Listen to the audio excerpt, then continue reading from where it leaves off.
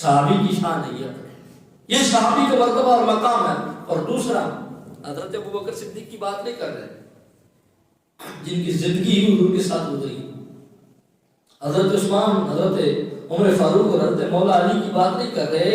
ایک لمحے کا بھی صحابی ہو جسے ایک لمحہ سرکار کی صحبت میں ملا ہو، ایک لمحہ ادھر سے آیا حضور کی بارگاہ میں آ کر حضور کے چہرہ انور کا دیدار کیا، کلمہ شہادت پڑھا اور ادھر سے موت کا فرشتہ آ گیا، بس دوسرا سانس لینا بھی نصیب نہیں ہوا. وہ ایک لمحے کا صحابی ایک طرف ہے، ساری کائنات کے ولی ایک طرف بھی ہو جائے تو اس کے پاؤں کے ساتھ لگنے والی مٹی کو بھی نہیں پہنچتی. کیوں؟ اس لیے کہ صحابی کو جو ایک خاص وصف حاصل ہے، صحابی کو ایک جو خاص کمال حاصل ہے، کائنات کے اندر وہ غوث اگر 100 بار بھی پیدا ہو کے آ جائے تو اس مرتبہ اور مقام کو نہیں حاصل کر سکتا. یہ بات میں آخری تعریف کر کے صحابی کی پھر میں آپ کو سمجھاتا ہوں. ہماری درس نظامی میں کتاب پڑھائی جاتی ہے شرح نخبۃ الفکر. اس کتاب میں جو صحابی کی تعریف کی گئی بڑی خوبصورت تعریف کی گئی. صاحب نخبۃ الفکر لکھتے ہیں کہ من لقیا مومنا بہ ومات علی الاسلام، صحابی اس کو کہیں گے کہ جس نے حالت ایمان میں اس حال میں کہ وہ مومن تھا حضور سے ملاقات کی. اب ملاقات کرنے میں دیکھنا بھی آ جاتا ہے، ملاقات کرنے میں اگر بن دیکھے بھی ہو تو ملاقات ہو جاتی ہے، دیکھا نہ بھی ہو تب بھی ملاقات کہیں گے، اس میں صحبت بھی آ جاتی ہے، بیٹھنا بھی آ جاتا ہے. فرمایا من لقیا مومنا بہ، کہ جس نے حالت ایمان میں ملاقات کی حضور سے، ومات علی الاسلام، اور فوت ہوا اسلام پر، تو ہم اس کو صحابی کہیں گے. یہ صاحب نخبۃ الفکر نے بیان کی. اور یہ اصول حدیث کی ہماری درس نظامی میں جو پڑھائی جانے والی کتاب ہے سب سے اتھینٹک کتاب ہے. یہ آخری درجات میں پڑھائی جانے والی اصول حدیث کی کتاب ہے. من لقیا مومنا بہ ومات علی الاسلام، کہ جس نے حالت اسلام میں حضور سے ملاقات کی اور اسی پر اس کا خاتمہ ہو گیا، وہ صحابی ہے. اب میں نے جو پہلے بات کی اب وہ میں بات آپ کو سمجھا دوں کہ ایک لمحے کا بھی صحابی ہونا، ایک لمحے کا یعنی ایک لمحہ اس کو حضور کی صحبت کا ملا، ایک لمحہ، اور اس کے بعد وہ فوت ہو گیا. اب وہ جس کو ایک لمحہ ملا اس نے اس لمحے میں کوئی نماز بھی نہیں پڑھی، اس نے اس لمحے میں کوئی روزہ بھی نہیں رکھا. حج وہ تب کرتا کہ اسے کوئی موقع ملتا، زکات تب دیتا کہ اسے کوئی زندگی مہلت دیتی. اور ایسے صحابہ ہیں، آپ کتب تواریخ اٹھائیں تو ایک بندہ آیا حضور کی بارگاہ میں، حضور جنگ کے دوران موجود تھے. جس طرح یہ حضرت اور کی بات تو آپ نے سن رکھی ہے نا کہ حضرت اور یزیدی فوج کی طرف تھے. میدان کربلا میں امام علی مقام کا خطبہ سنا، دل کی دنیا بدل گئی، یزیدیوں کو چھوڑا، امام علی مقام کی بارگاہ میں آ گئے. امام علی مقام سے اجازت لی کہ جی میں آپ کی طرف سے آپ یزیدیوں کے ساتھ لڑنا چاہتا ہوں. لڑنے کے لیے گئے، وہیں پہ شہید ہو گئے. اسی طرح ایک بندہ کافروں کے لشکر میں موجود تھا. میرے کریم نبی صلی اللہ علیہ وسلم لشکر اسلام لے کر کافروں کے مقابلے میں کھڑے تھے.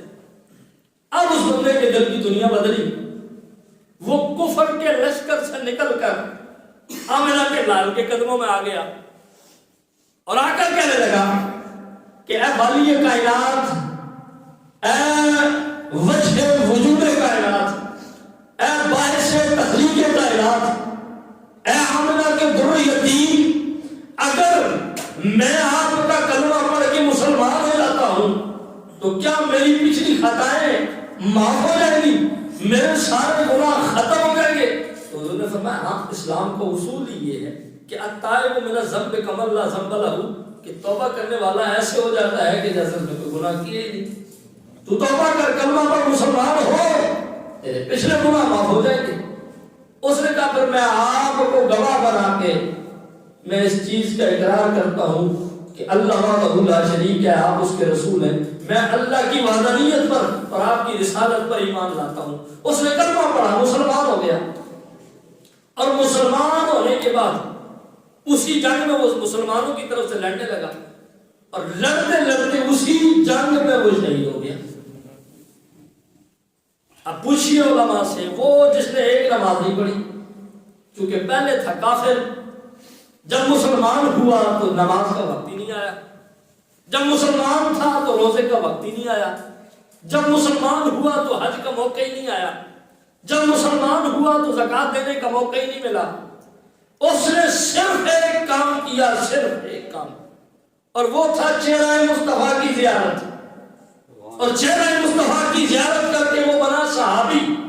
اب جس مرضی مکتبہ فکر کے مفتی سے پوچھ لیں کہ جناب مفتی صاحب بتائیں اس بندے کے بارے میں آپ کا کیا خیال ہے کہ جس نے ایک نماز بھی نہیں پڑھی کیونکہ موقع ہی نہیں ملا، جس نے ایک بار زکوٰۃ نہیں دی کیونکہ موقع ہی نہیں ملا، جس نے ایک بار حج نہیں کیا کیونکہ موقع ہی نہیں ملا، جس نے ایک بار بھی مسجد کا منہ بھی نہیں دیکھا، وہ صرف اور صرف کلمہ پڑھ کے مسلمان ہو کے حضور کا صحابی بنتا ہے، اور صحابی بننے کے بعد فوراً شہید ہو جاتا ہے، اس کے بارے میں آپ کا کیا خیال ہے؟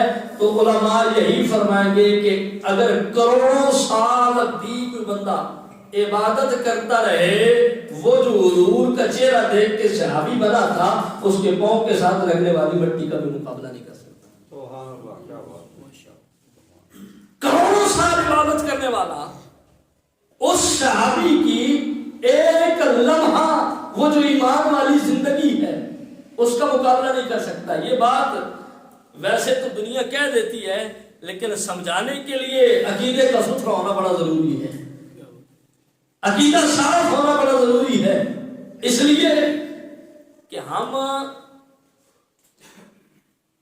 بے پیلے نہیں ہیں، لوارث نہیں ہیں، اور یہ چیز ذہن کے اندر رکھیں کہ جو شیخ کامل کی صحبت سے بات سمجھ آتی ہے نا، وہ ویسے نہیں سمجھ آتی۔ علامہ اقبال نے کہا تھا کہ دی مجو اندر کتب ہے بے خبر، علم و حکمت از کتب دین از نظر۔ فرمایا کہ دین کو کتابوں کے اندر نہ تلاش کر، کہ علم و حکمت کتابوں سے مل سکتا ہے لیکن دین بزرگوں کی نظر سے ملتا ہے۔ اور آدم چشتی نے کہا تھا کہ طیبہ سے منگائی جاتی ہے، سینوں میں چھپائی جاتی ہے، توحید کی مہر پیالوں سے نہیں نظروں سے پلائی جاتی ہے۔ اور وہاں نظریں کام کرتی ہیں، وہاں نگاہیں کام کرتی ہیں۔ اور اقبال نے کہا تھا کہ نہ کتابوں کے نہ کالج کے ہے در سے پیدا، دین ہوتا ہے بزرگوں کی نظر سے پیدا۔ اور میں دین جس کو کہتے ہو، یہ کسی معین الدین کی نظر اٹھے گی تب دین حاصل ہوگا۔ یہ دین جس کو کہتے ہو نا تم، تو یہ کسی داتا علی اجمیری کی نظروں میں آؤ گے تو تب دین سمجھ آئے گا۔ جس کو دین تم کہتے ہو نا، کسی میرے شاہ کے ٹکڑے کھاؤ گے تب دین سمجھ آئے گا۔ جس کو تم دین کہتے ہو نا، کسی محی الدین ابن عربی کے غلام بنو گے تب دین سمجھ آئے گا۔ یہ جس کو تم دین کہتے ہو نا، کسی احمد بن حنبل کا پلڑا پکڑو گے تب تمہیں دین سمجھ آئے گا۔ یہ جس کو تم دین کہتے ہو نا، کسی امام مالک کی صحبت میں بیٹھو گے تب دین سمجھ آئے گا۔ جس کو دین تم کہتے ہو نا، کسی امام احمد بن حنبل کی چوکھٹ پہ، کسی امام اعظم ابو حنیفہ کی چوکھٹ پہ بیٹھ کے دیکھو، پھر پتہ چلے دین کیا ہے۔ کسی امام باقر کے پاس چلے لو، کسی امام جعفر صادق کے قدموں کو چوم لو، کسی امام نقی، امام تقی، امام حسن عسکری، امام علی رضا، امام موسیٰ کاظم، امام زین العابدین، امام حسین، کسی امام کی بارگاہ میں بیٹھو گے دین تب سمجھ آئے گا۔ وگرنہ جو امام حسین کے مقابلے میں کھڑے تھے، کتابیں تو انہوں نے بڑی پڑھی ہوئی تھی، پڑھا تو انہوں نے بھی بہت کچھ تھا، پڑھتے تو وہ بھی بہت کچھ تھے۔ فرمایا دین ایسے نہیں سمجھ آتا۔ اچھا تو صحابی وہ ہوتا ہے جو حضور کی صحبت میں آ جائے، جس کو حضور کی صحبت نصیب ہو جائے اور وہ ایک سیکنڈ کا بھی صحابی ہو نا، ایک سیکنڈ کا بھی، اور دوسری طرف 1000 سال کا بابا ہو اور ساری زندگی بے ریا عبادت کرتا رہا ہو، وہ بابا اس کے قدموں کے ساتھ لگنے والی مٹی کو بھی نہیں پہنچ سکتا۔ یہ بات ویسے تو کوئی بھی بیان کر سکتا ہے، لیکن اگر کوئی سمجھا سکتا ہے تو وہ کسی اللہ کے ولی کا غلام سمجھا سکتا ہے۔ اگر اس کو سمجھنا ہے نا تو اقبال نے جس کو پیر رومی کہا ہے نا، مولانا جلال الدین رومی، اس کی بارگاہ میں جاؤ، وہ سمجھاتا ہے۔ وہ کہتا ہے مانا صحبت باولیاء بہتر 7 سالہ طاعت بے ریا، کہ کہنے لگا کہ اگر اللہ کے ولی کامل کی بارگاہ میں تم ایک لمحہ بیٹھ جاؤ نا تو 1000 سال بغیر ریاکاری کے عبادت کرتے رہو تو 1000 سالہ وہ عبادت فائدہ نہیں دے گی جتنا وہ ایک لمحہ اللہ کے ولی کی صحبت میں بیٹھنا فائدہ دیتا ہے۔ یا سوچنے کا مقام ہے۔ اگر اللہ کا ولی کون ہے، میں مثال دے دیتا ہوں تب آپ کی سمجھ۔ غوث اعظم ہم اللہ کے ولی مانتے ہیں نا، ان کو داتا علی کو ہم اللہ کا ولی مانتے ہیں، کوئی اور نہ مانے تو الگ بات ہے۔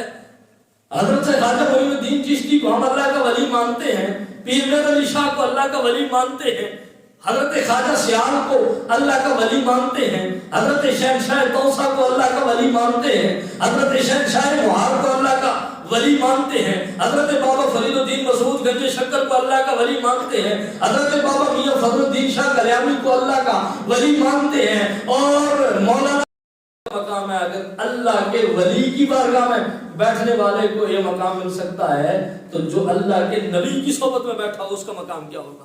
سبحان اللہ سبحان اللہ۔ یار اگر ولی کی صحبت میں بیٹھنے والا اتنے اعلیٰ مرتبے پر فائز ہو جاتا ہے تو جو نبی کی صحبت میں، اور پھر عام نبی کی بات نہیں کی، میں تو اس نبی کی بات کر رہا ہوں کہ جس نبی کے مقتدی سارے نبی ہیں، جو سارے نبیوں کا امام بن کے آیا ہے، جو سارے رسولوں کا سردار بن کے آیا ہے، اگر اس کی صحبت کسی کو مل جائے، اور ایک قرآن سے بھی میں مثال دے دیتا ہوں۔ کوئی کہہ سکتا ہے جی مولانا جلال الدین رومی کو جو ہے وہ اللہ کا ولی آپ کہہ سکتے ہیں نا، کوئی نبی تو نہیں ہے، یا اس کی بات کوئی حدیث تو نہیں ہے، اس نے کوئی قرآن تو نہیں بیان کیا؟ جی اس نے قرآن بیان کیا ہے، جلال الدین رومی ہے اور وہ شہنشاہ شمس تبریز کا غلام ہے۔ وہ قرآن مجید کے اندر اصحاب کہف کا ذکر ہے، اور اصحاب کہف کے ساتھ ان کے کتے کا ذکر ہے۔